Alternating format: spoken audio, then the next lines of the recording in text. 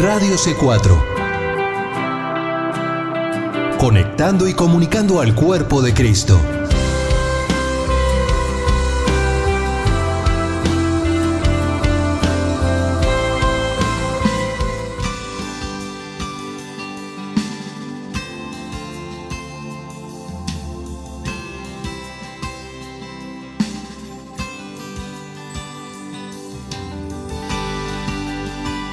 Radio C4 presenta Libre al Fin con Karina Guidi.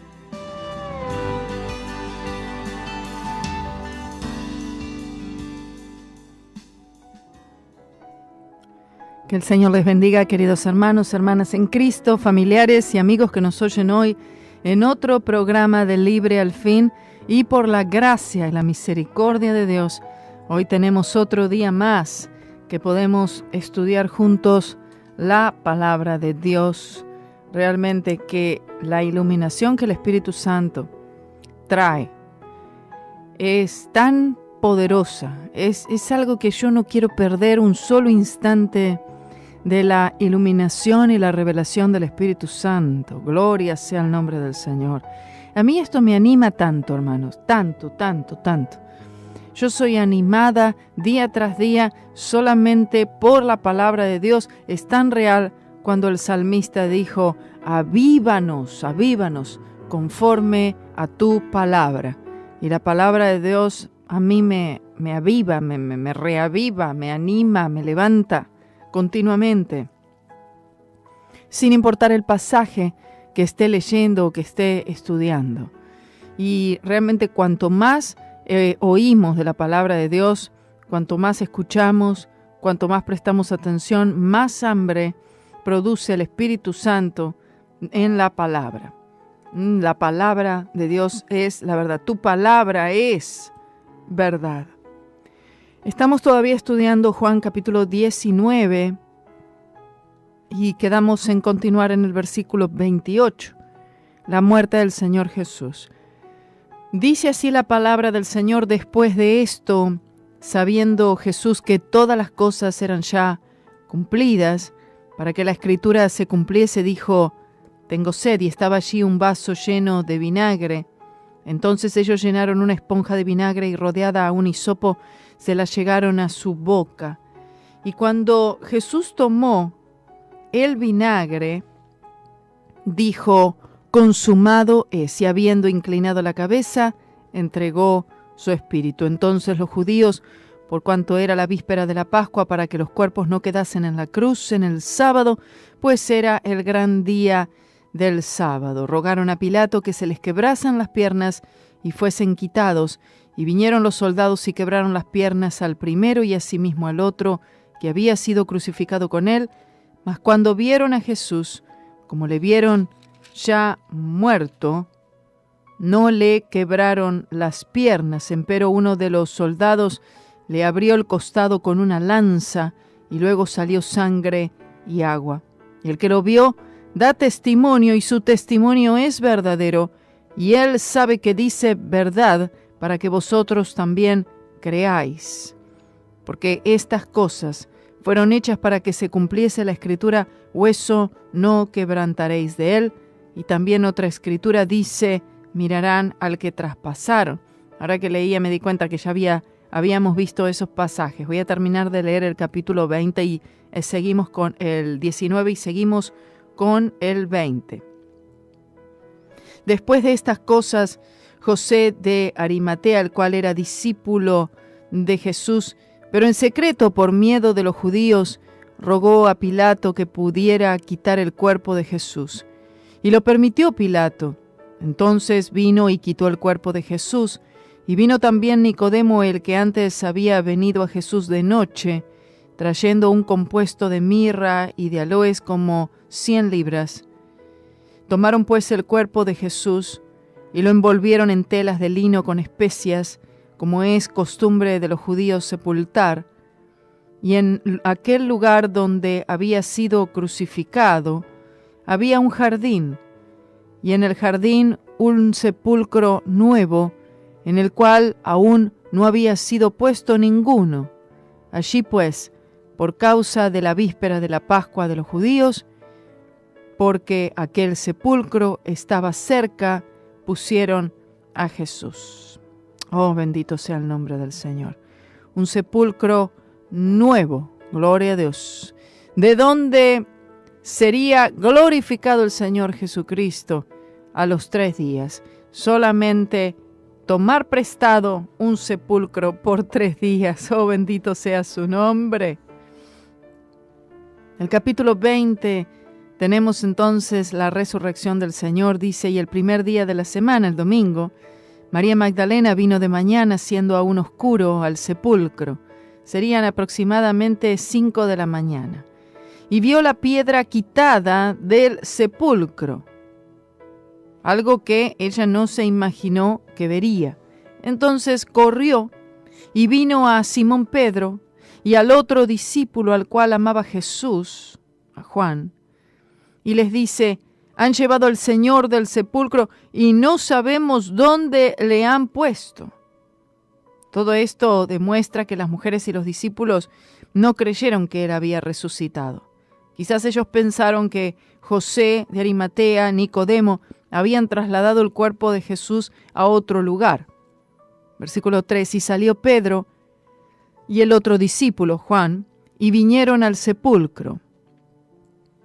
Si ellos realmente hubieran creído que el Señor resucitaría, nunca hubieran abandonado el sepulcro. Hubieran quedadose allí todos los discípulos del Señor Jesucristo y todos sus seguidores se hubieran quedado allí esos 3 días acampando, esperando ver la resurrección del Señor y ser los primeros en recibirle al Cristo glorificado.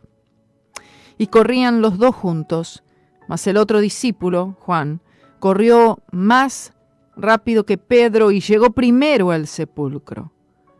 Y él, es decir, Juan, bajándose a mirar, vio las telas de lino echadas. Se refiere a esas telas de lino de Juan 19:40, ya veremos allí donde leímos antes. Si alguien hubiera robado su cuerpo, no se hubiera molestado en quitar el lino de los restos. O sea, porque el proceso para embalsamar con las especias, con las hierbas, con los ungüentos, luego era envuelto todo el cuerpo en una tela, en un lino. Sin embargo, cuando entran al sepulcro, ¿sí?, a ver, en las telas, este lino estaba ahí, mas aún no entró, dice Juan. Llegó luego Simón Pedro siguiéndole, y entró en el sepulcro y vio las telas de lino puestas. Es decir, estaban dobladas. Encontró las telas de lino dobladas, puestas. Indica que las telas estaban dobladas con mucho cuidado. Gloria sea el nombre del Señor. Y esta era una costumbre judía, en que cuando se terminaba de comer, esa servilleta era perfectamente doblada, lo cual significaba: solamente me voy a levantar por un momento, pero volveré. Gloria sea el nombre del Señor.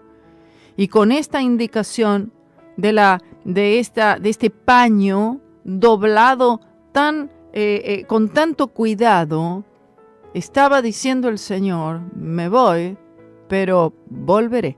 El Señor estaba hablando de su segunda venida. Y el sudario que había estado sobre su cabeza, no puesto con los lienzos, muestra lo que es sumamente interesante si se toma en cuenta que tanto maltrataron la cabeza y la cara del Señor Jesús, que apenas se le podía reconocer de la inflamación, de los golpes, de las marcas que tenía en todo el rostro.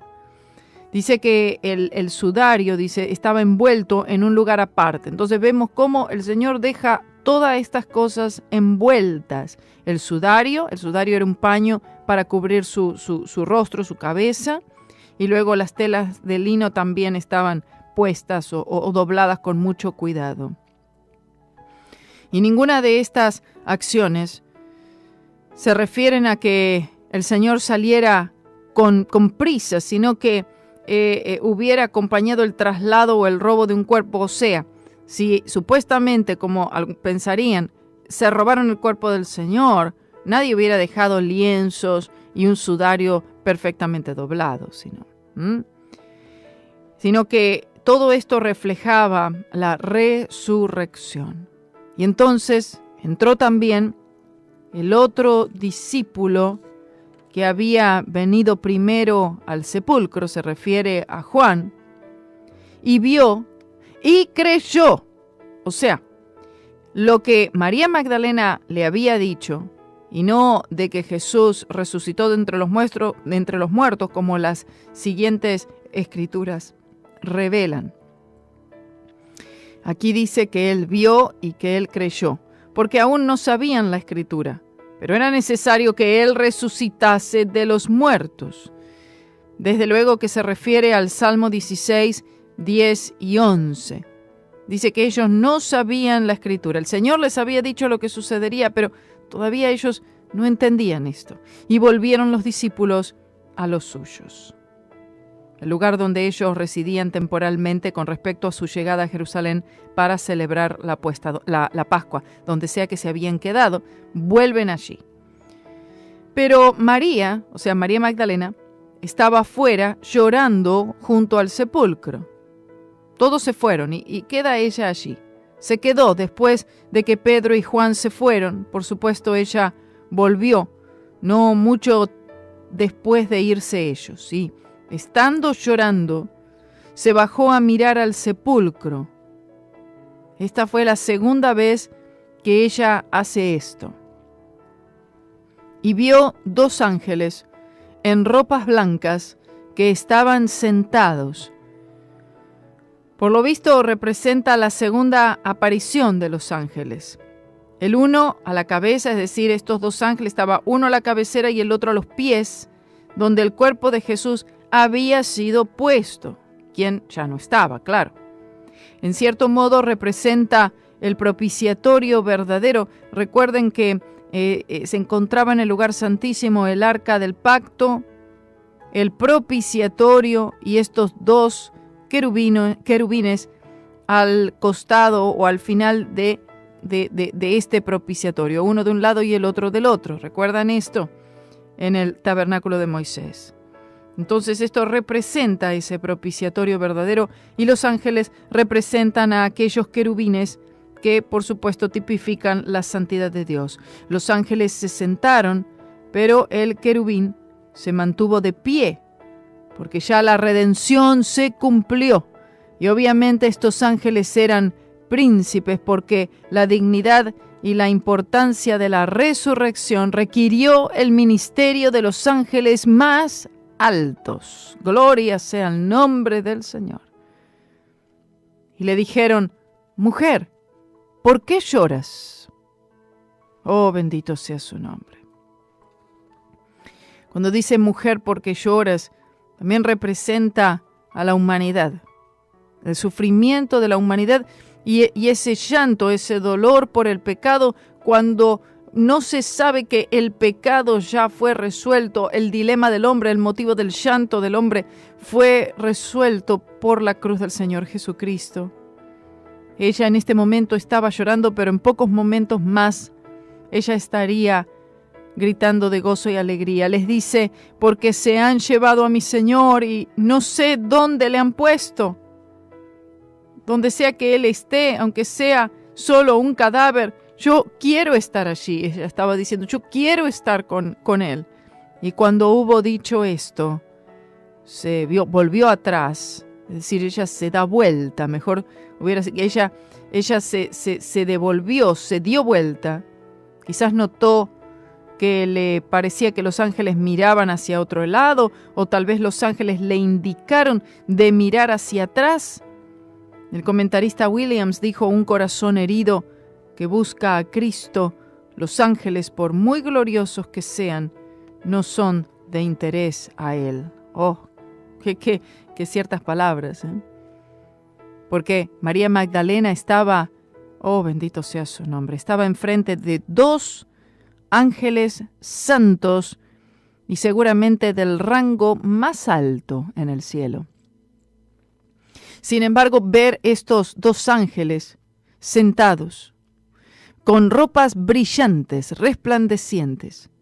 Cada uno al lado, al final cabecera y a los pies de donde el Señor Jesús había sido puesto, no era suficiente. No era suficiente haber visto a 2 ángeles. Yo quiero ver a mi Señor. Yo estoy aquí por mi Señor. Yo quiero estar con Él. Y esto, la verdad, que es una palabra, una señalización muy, muy importante y profunda, porque hoy en día hay muchos ministerios que hacen más énfasis en los ángeles que en el mismo Señor Jesucristo. Que se habla más de los ángeles, se piensa en los ángeles, se le pide a los ángeles, buscan a los ángeles. Cuando en realidad vemos aquí como María Magdalena dice, los ángeles están bien, son gloriosos, pero yo quiero a mi Señor. Yo quiero ver a mi Cristo. Gloria sea el nombre del Señor. Y le dice Jesús, mujer. O sea, ella ve a Jesús, pero no sabía que estaba allí. Cuando ella se da vuelta, vio a Jesús que estaba allí, mas no sabía ella que era Jesús.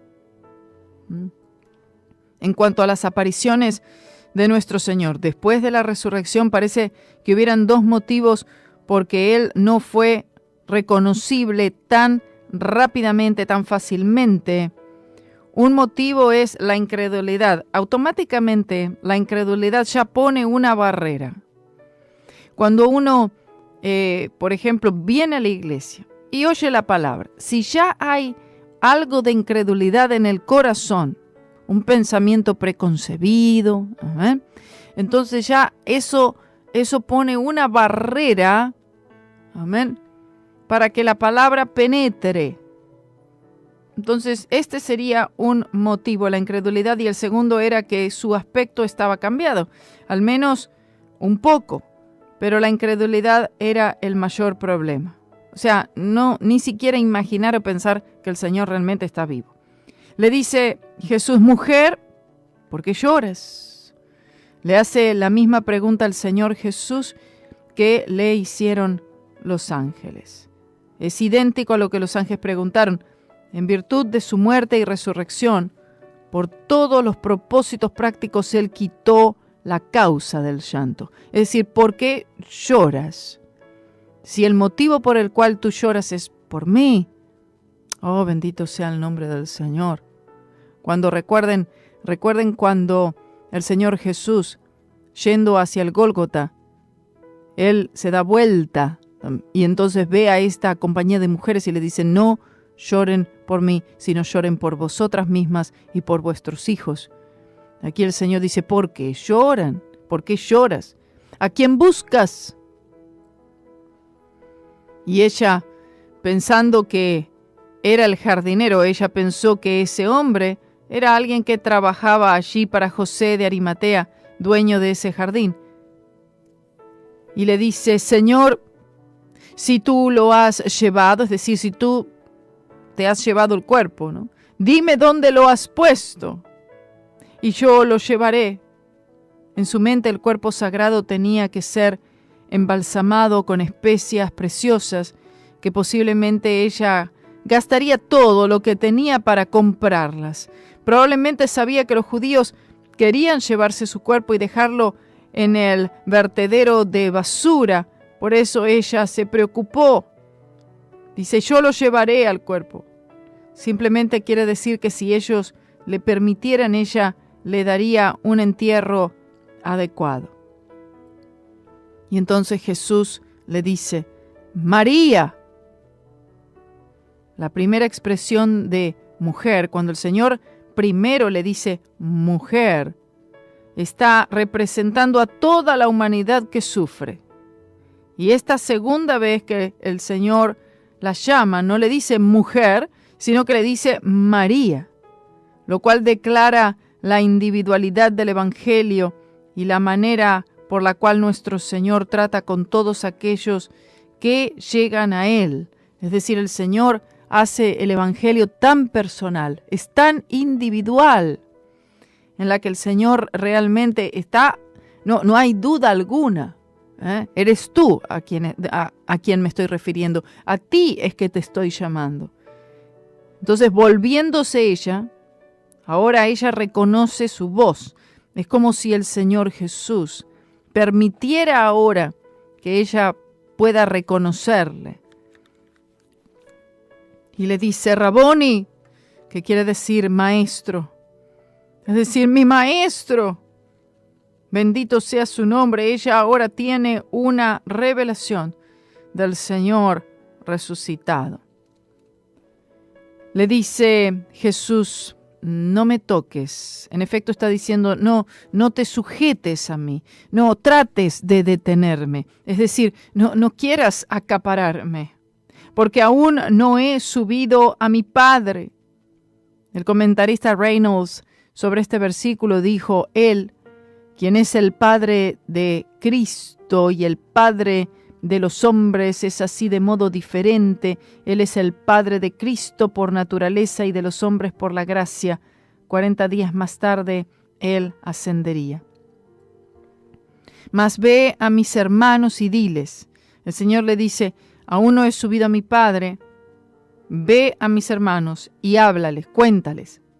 No habla de aquellos que eran sus hermanastros en la carne, sino más bien de sus discípulos. Ve y dile a los discípulos, menos Judas, por supuesto que ya estaba muerto, que yo he resucitado.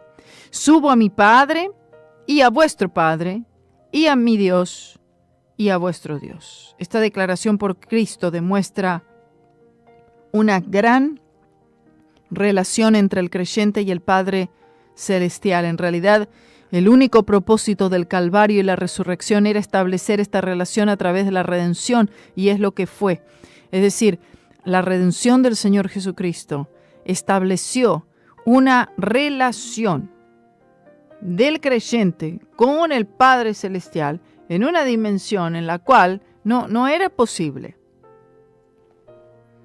Y así entonces fue María Magdalena dando las nuevas a los discípulos de que había visto al Señor y que Él le había dicho estas cosas.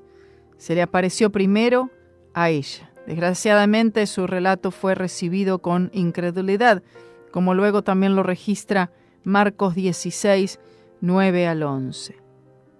Y como fue tarde aquel día, el primero de la semana, es decir, la primera reunión que tuvieron, que fue el domingo, y estando las puertas cerradas donde los discípulos estaban juntos por miedo de los judíos, después que Cristo murió, los discípulos básicamente se escondieron por miedo de que a ellos les sucediera lo mismo. El temor expresado aquí correspondió a la idea o pensamiento que las autoridades religiosas, después de matar al Señor Jesús, estarían buscando también a los seguidores más cercanos de Cristo. Vino Jesús y se puso en medio de ellos. Es decir, el Señor Jesús aparece en este lugar donde ellos estaban, en este cuarto, en esta casa. Y entonces les dijo, paz a vosotros. Un saludo muy común, pero como Él es la fuente de paz, Él es la paz misma, y especialmente en este momento en el cual los discípulos se encontraban con miedo, atribulados, atemorizados. Este saludo del Señor Jesucristo, significó tanto para ellos, que el mismo príncipe de paz se apareciera allí, gloria al Señor, y dijera, paz a vosotros. Oh, bendito sea su nombre. El que dijera, mi paz os dejo, mi paz os doy. Ahora Él mismo, la personificación de la paz, se aparece en este cuarto, en este lugar. Y cuando hubo dicho esto, les mostró las manos y el costado. Y los discípulos se gozaron viendo al Señor.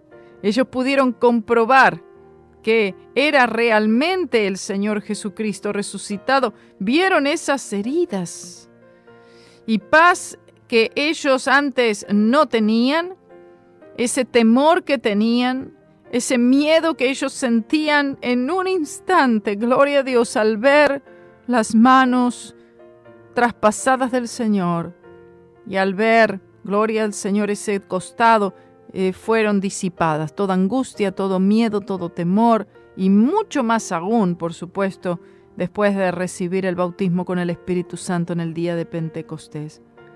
Entonces les dijo Jesús otra vez: paz a vosotros. Esto era intencionalmente la primera paz. Les dio una nueva revelación a todos los reunidos y esta segunda vez de paz, un llamado al servicio, como lo veremos. Como me envió el Padre, así también yo os envío. El Señor les dice: no tengan temor, no tengan temor. El Padre me envió a mí, también yo los envío a vosotros. Y cuando hubo dicho esto, sopló. Esto es lo que él hizo. Estaban allí los discípulos y él sopló. La gran comisión de llevar el Evangelio de Jesucristo al mundo entero. Y por esto el Señor sopló. El mismo acto que Dios realizó en Génesis 2:7 a Adán, el soplo de aliento de vida, y ahora sobre los hijos e hijas del Señor Él sopla el Espíritu Santo. Y les dijo: recibid el Espíritu Santo. De este versículo hay muchos pastores y predicadores, evangelistas, que andan soplando a los hermanos cuando pasan al altar para recibir oración. Bueno, todavía esta práctica se hace muchísimo. Van y soplan, le soplan. No, el Señor no estaba enseñando una doctrina para ser copiada. El Señor en ningún momento Él estaba enseñando: ahora ustedes también tienen que soplar a las personas para que reciban el Espíritu Santo. No, nada de eso. Mire, yo no me atrevería a soplar a una persona y decirle: recibe el Espíritu Santo. No, jamás. ¿Por qué? Porque esto fue un acto que realizó solamente el Señor Jesús. No van a encontrar registro de ningún discípulo de Cristo. En todo el libro de los Hechos, no van a encontrar nunca ni a Pedro, ni luego a Pablo, ni a Juan, ni a ninguno predicar y luego soplar a nadie. ¿Han notado eso? ¿Se han dado cuenta de eso? No. Eso no, porque esto es algo que fue muy característico de nuestro Señor. Él solamente puede dar el soplo de aliento, de vida. Y Él es el bautizador con el Espíritu Santo. Yo te puedo predicar sobre el bautismo con el Espíritu Santo. Yo te puedo enseñar acerca de la necesidad de recibir el bautismo con el Espíritu Santo. Yo puedo aún orar y pedirle al Señor que te llene con el Espíritu Santo. Amén. Puedo aún poner mi mano sobre ti y decir: Señor, seas lleno con el Espíritu Santo. Amén. Pero de ahí ya a soplar y hacer todo esto, no hay registro en la palabra que el Señor les hubiera indicado que esto era algo, una práctica que debía ser hecha o llevada a cabo en la iglesia. Amén. Espero que quede claro eso. Entonces, en esencia, el Señor Jesús dice que lo que Él hizo en el Calvario hará posible para ellos y para todos los que crean que puedan recibir o sean bautizados con el Espíritu Santo. Luego dice: a los que remitiereis los pecados, les son remitidos. Los pecados que perdonen serán perdonados. Ahora, a quienes los retuviereis, serán retenidos. En su forma más simple quiere decir, porque de ahí entonces tomaron la Iglesia Católica, de ese otro versículo 23, diciendo: ven, tenemos nosotros también autoridad para perdonar pecados. No. Es solamente Dios quien perdona los pecados, por la fe en Cristo Jesús y por el arrepentimiento. Quiere decir que cuando el Evangelio del Señor Jesucristo, cuando la palabra es predicada y es aceptada por los pecadores, creída por los pecadores, el predicador del Evangelio o cualquier creyente respecto a eso, podría anunciar en términos inequívocos a cada nuevo creyente que todos sus pecados son remitidos, es decir, que son perdonados. ¿Por qué se le puede decir, bueno, tus pecados han sido perdonados? ¿En qué sentido? Bueno, porque tú has creído el Evangelio.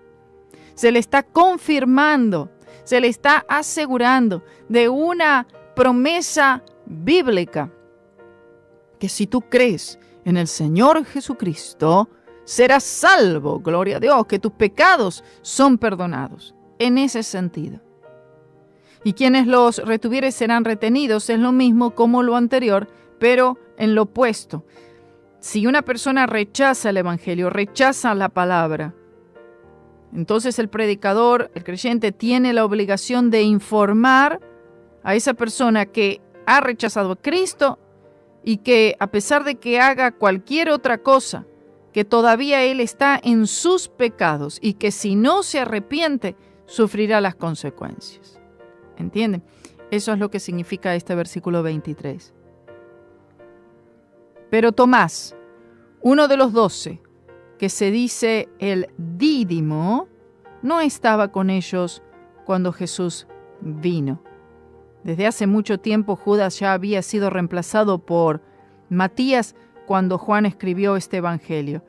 Ahí Tomás no estaba justo en ese cuarto, en ese encuentro, y esta es una lección para todos nosotros. Y estoy segura que fue una lección para Tomás, de que él tiene que estar ahí siempre presente. Mire, yo pienso, ¿no? Y digo, vamos a poner el culto de anoche. Hay personas que podían estar presentes, sin embargo no estuvieron. Y esta es una lección que fue para Tomás. ¿Dónde estaba Tomás? A ver, ¿qué tan importante podía ser lo que estuviera él haciendo como para no estar en esa reunión, en esa casa, con los discípulos, esperando la aparición del Señor Jesucristo allí? ¿Entiende? Una visitación del Señor, un encuentro con el Señor. Y muchas veces nosotros nos perdemos bendiciones en Cristo Jesús porque simplemente no nos da la gana aparecer.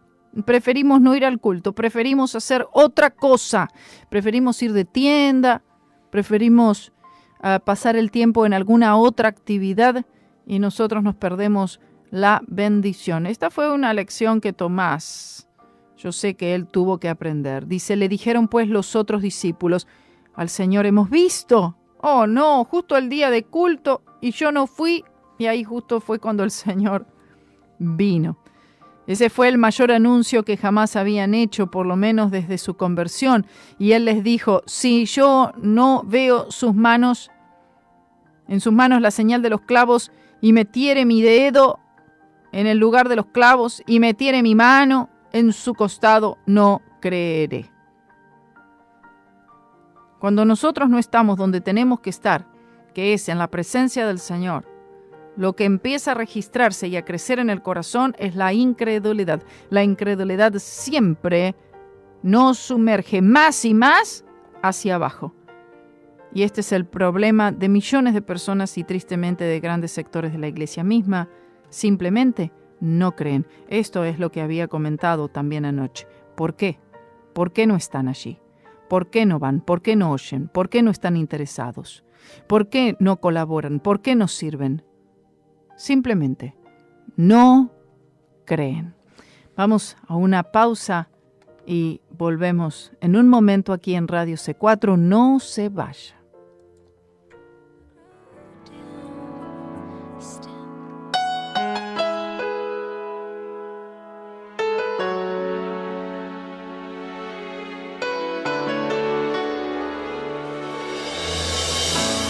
Alzo mis ojos, ¿de dónde vendrá mi socorro? Alzo mis manos, ¿de dónde vendrá mi ayuda? socorro viene de ti, mi ayuda viene solo de ti, socorro viene de ti, mi esperanza está puesta solo en ti, Jesús.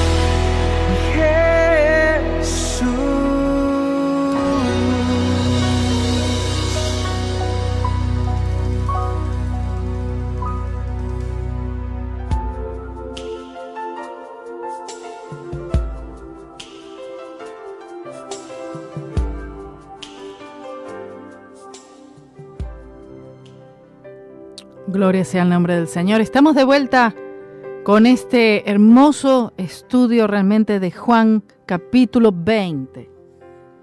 Alabado sea el nombre del Señor.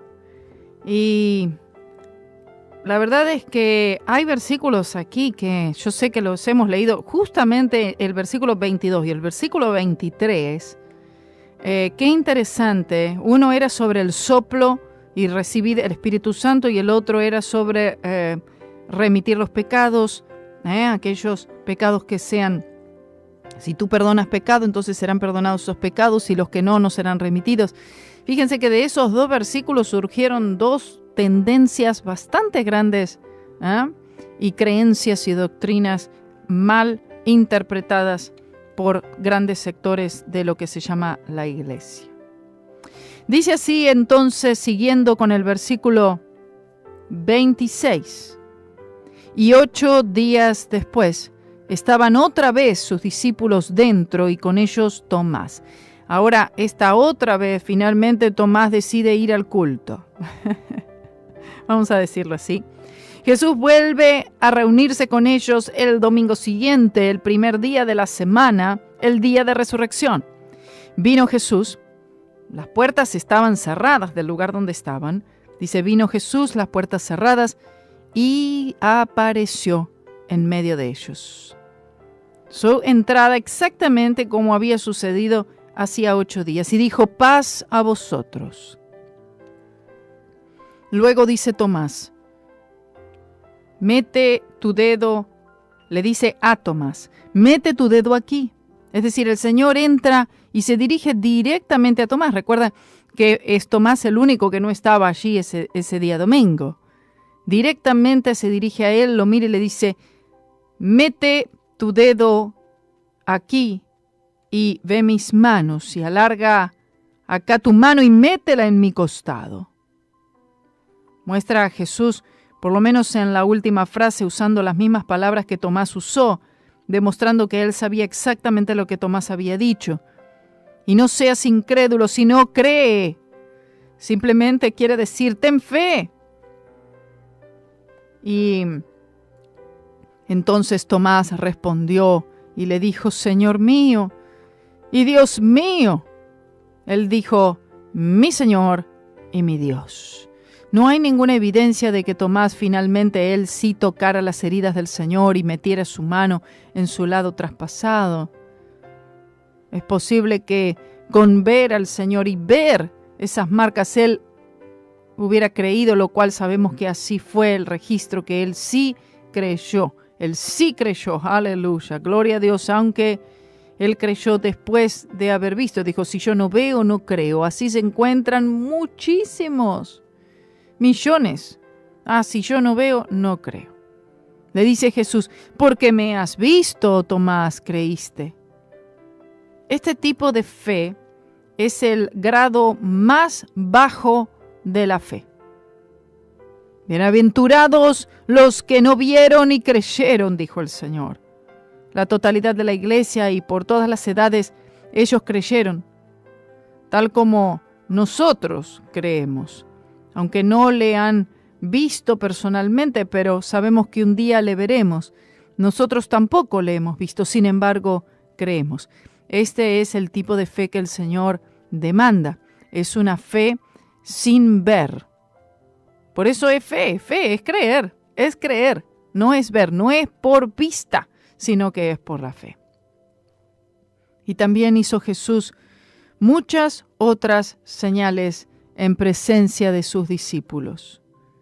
Se refiere a la totalidad de su ministerio, que no están escritas en este libro, quiere decir en el Evangelio de Juan, pero estas están escritas para que creáis que Jesús es el Cristo, el Hijo de Dios.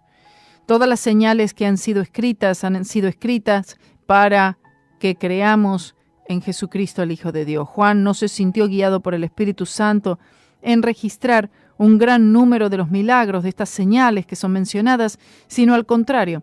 El libro de Juan tenía que tener una tendencia hacia lo que es la vida eterna, que solamente se recibe por la fe en el Señor. Más allá de los milagros, más allá de las visiones, más allá de lo material, más allá de las señales de los prodigios, es fe. Entonces, el Evangelio según San Juan tiene esa característica, ¿entienden?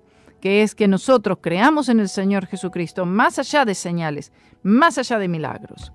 Porque hoy en día hay personas que buscan milagros, buscan las señales, pero todavía no creen en Cristo mismo, en quien hace las señales, en el dador de la vida, en el que hace los milagros.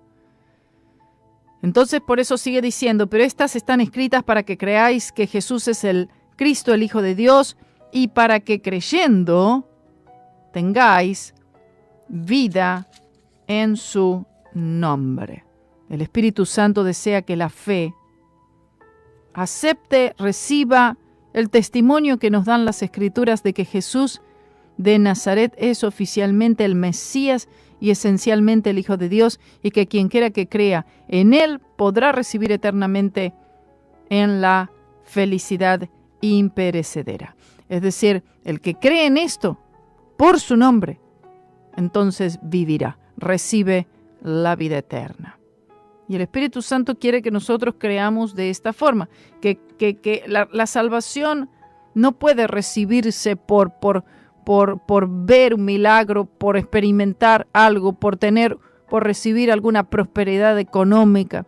La salvación viene por la fe en Cristo y lo que Cristo hizo en la cruz. Ay, pero es algo que yo no lo vi, yo no estuve allí. Eso es algo que me lo dijeron, me lo predicaron, lo leí en la Biblia. Bueno, esa es la manera y no hay otra manera, no existe otra forma. Es creer sin ver. Es creer por el testimonio del Espíritu Santo. Es creer por medio de la locura de la predicación. Es creer sin haber palpado nada, sin haber tocado nada. Sin quizás no haber experimentado o pasado por un milagro, por alguna señal, por algún prodigio, sino simplemente creer. ¿Por qué? Porque el problema del hombre es el pecado. Es el pecado, ese es el problema, ese es el motivo por el cual Cristo Jesús vino. Todas las demás cosas, las faltas, las enfermedades, todo lo demás son todas consecuencias, resultados del pecado. Cristo vino para salvarnos del pecado. Entonces hay una realidad que no puede ser cambiada. Que el problema del hombre es el pecado y que la única manera que el pecado pueda ser perdonado, remitido, limpiado, quitado, es por la sangre de Cristo derramada en la cruz del Calvario. Entonces, cuando vamos ya al punto, si vamos al punto, el punto es ese. Haya recibido milagro o no, haya experimentado o no, haya tenido visión o no, haya recibido prosperidad económica o no, se le hayan resuelto los problemas o no, todo lo demás no importa.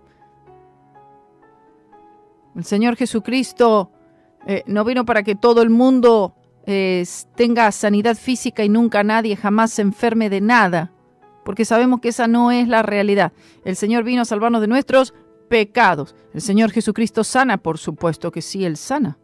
Por supuesto que Él liberta. Y esa cruz ha cumplido todo lo que el hombre perdió en la caída, todo fue recuperado por Cristo. Pero la palabra del Señor dice que hoy nosotros recibimos los primeros frutos, las primicias, las arras. Es el Espíritu Santo. ¿Amén? Es esta salvación tan grande. Quizás no sea sanidad divina siempre. Quizás no sea prosperidad económica siempre. Es la salvación del alma. Para eso es que Cristo vino. Gloria sea su nombre. Por eso es que los ministerios que hacen el énfasis en otras cosas, que enfatizan en milagro, que enfatizan en sanidad, que enfatizan en prosperidad económica, que enfatizan en bienestar aquí en la tierra, que enfatizan en cualquier otra cosa fuera de la fe sola y simple en la cruz del Señor Jesucristo, en el perdón de los pecados, en el arrepentimiento, están a las personas dándoles un evangelio que no puede transformar la vida y el corazón, que no puede llevar a nadie al cielo. Porque las mentes de las personas las están, ¿verdad?, atando aquí a la tierra. Las cosas son terrenas. Y el evangelio es algo espiritual. Cristo dijo, mi reino no es de este mundo. No es para tener una mejor vida hoy. El Evangelio no es para poder tener prosperidad económica y poder pasar al próximo nivel financiero, para poder tener esto, tener aquello, tener lo otro. No se trata de eso el Evangelio. El Evangelio es prosperidad espiritual y todas las demás cosas, por supuesto, serán añadidas conforme a la voluntad y a la sabiduría del Señor. Amén. Porque para muchos la prosperidad económica puede ser la pérdida del alma para esa persona. Y el Señor en su sabiduría, ¿verdad? Porque el propósito es que esa persona sea salva. Y si esa persona pueda recibir ser muy próspero económicamente, eso pueda llegar a ser un factor determinante para que pierda su alma y se aparte del Señor. Entonces el Señor no quiere eso. Y quizás a muchos los mantiene con lo justo, porque si el Señor les diera más, el Señor ya sabe el futuro y sabe que se perderían. ¿Entiende? Amén. Gloria sea su nombre. Esta es la sabiduría de Dios que necesitamos nosotros aprender y entender. La sabiduría del Señor. Está su voluntad. Su voluntad es sanarnos, sí. Su voluntad es prosperarnos, sí. Pero el Evangelio no está centralizado en eso. ¿Amén? El Evangelio no es eso. No podemos nosotros reducir la obra poderosa de la cruz del Calvario y reducir toda la obra, todo el plan de redención para poder tener una casa, un carro, un buen trabajo, un buen pasar, vacaciones y dinero en una cuenta en el banco. No podemos, y estar siempre saludable, no tener... no podemos nosotros reducir el Evangelio a meras cosas pasajeras, temporales. Porque hay una vida eterna en vista.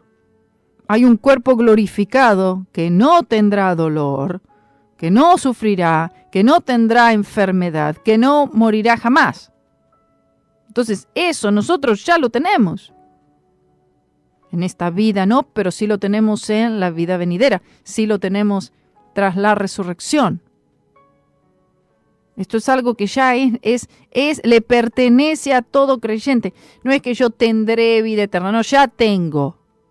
El Señor ya me ha dado vida eterna. Gloria sea a su nombre. Amén.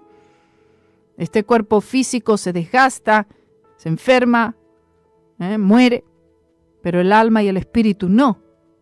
Y el alma y el espíritu se reunirán un día con un cuerpo que no va a sufrir ningún efecto de los que sufre este cuerpo ahora por el pecado, que lo lleva a la muerte, sino que recibirá un cuerpo glorificado, así como el que recibió el Señor Jesucristo. Aleluya. Por eso la palabra dice, seremos como Él, es decir, vamos a recibir un cuerpo incorruptible, un cuerpo glorificado, un cuerpo en el que será imposible pecar. El cuerpo del Señor Jesucristo fue un cuerpo glorificado, pero la humanidad de Cristo fue siempre perfecta antes. Él siempre fue perfecto, Él es perfecto. Gloria sea su nombre, alabado sea el nombre del Señor Jesús, quien se levantó de los muertos. Y Él vive, Él reina, Él está vivo, Él es real. No es ahí alguien que está allí arriba y que no hay conexión ninguna. No, Él es el mediador. Escuche. El Señor Jesús, Él es el mediador, Él es el intercesor. Él es nuestro gran sumo sacerdote. Él es nuestro abogado. Mire si el Señor está involucrado con la vida nuestra en todos los aspectos. Si no es por Él, no hay nada. Es por medio de Él, a través de Él, que podemos nosotros tener algo con el Padre, una relación con nuestro Padre Celestial, que no escatimó ni a su propio Hijo, sino que lo entregó para que usted y yo, siendo enemigos de Dios, podamos convertirnos en amigos de Dios, siervos del único Dios soberano, un privilegio y una posición la más alta que cualquiera pueda tener. Queridos hermanos, hermanas, que el Señor les bendiga poderosamente. Y entonces nos encontramos aquí en el Centro Cristiano esta noche. Tenemos Instituto Bíblico, tenemos clases hoy, así que aquellos que sintonizan pueden encontrarnos allí 7:30 de la noche, aquí en Centro Cristiano de Cape Coral. Que el Señor les bendiga, los amamos.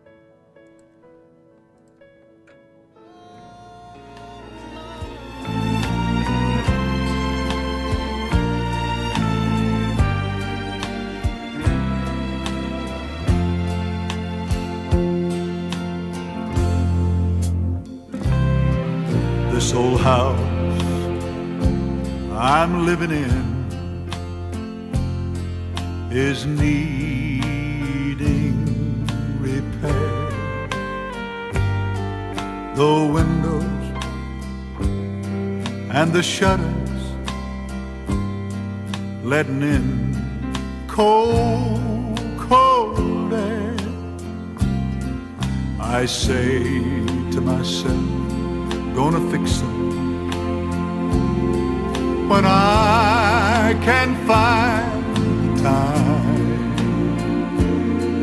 But all I'm getting lately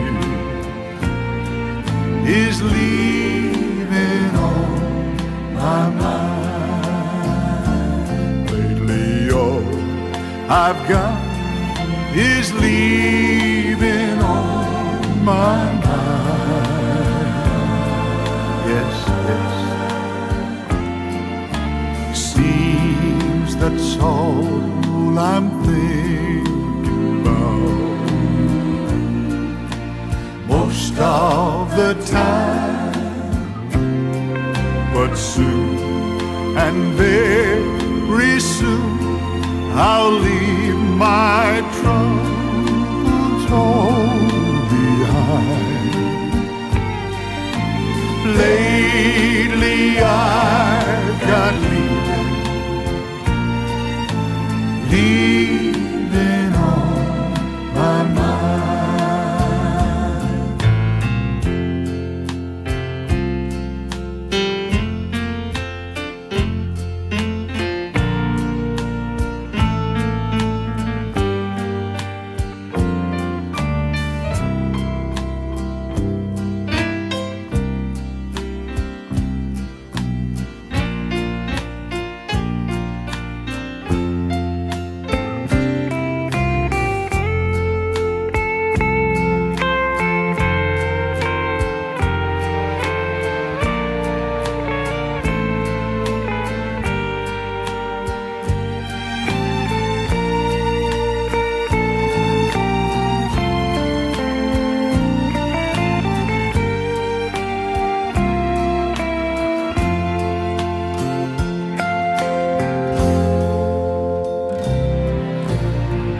Somebody told me the other day that I ought to be out looking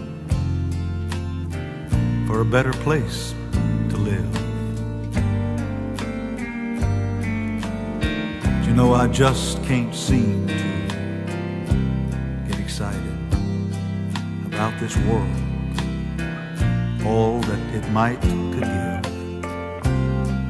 I couldn't care less if I could buy it all with a solitary dime.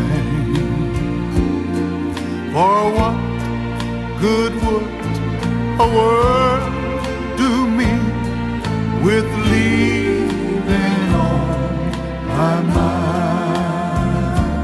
Lately all I've got is leaving on my mind.